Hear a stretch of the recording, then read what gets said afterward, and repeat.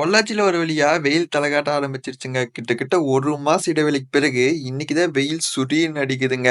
நம்மளும் எண்ணெய் வேற தீர்ந்து போச்சு. பருப்பு மொடச்சு வைக்கிறதுக்கு மழை பெஞ்சுட்டே இருந்தனால, உடைக்கவே முடியல. இன்னைக்கு தான் கிடைச்சதுடா சான்ஸ்ன்னு சொல்லிட்டு உடைச்சு வச்சுட்டேங்க. கிட்டத்தட்ட பார்த்தீங்கன்னா, இந்த 1 மாசம் பொள்ளாச்சியோட 20 கிலோமீட்டருக்குள்ள இருந்தீங்கன்னா மழை பெய்யும். அதே ஒரு 4 ஊர் தாண்டி போனீங்கன்னா வெயில் அடிக்கு.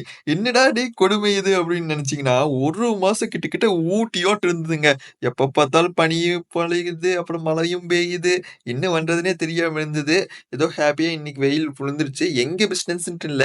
எந்த ஒரு பிசினஸுமே பார்த்தீங்கன்னா, பொழச்சுல நடக்கல. இந்த தேங்காய் ரேட் ஏறுனதுக்கு இந்த வெதர் தாங்க ஒரு முக்கிய காரணமா இருக்கு. ஏன்னா பருவமழை தொடங்க ஆரம்பிச்சுச்சுனாவே, பருப்போட விலை ஏற ஆரம்பிச்சுது. இன்னைக்கு கிட்ட கிட்ட பார்த்தீங்கன்னா, பருப்பு 1 கிலோ பருப்பு ரூ. 260 விக்குது. இன்னைக்கு எப்பவுமே ஏறிட்டு தான் இருக்குது. ஏதோ வெயில் தொடர்ந்து அடிச்சா, கண்டிப்பா விலை குறையும்னு எதிர்பார்க்கலாம். இந்த மாரி இன்ஃபர்மேஷனான வீடியோக்கு மறக்காம சேனல சப்ஸ்கிரைப்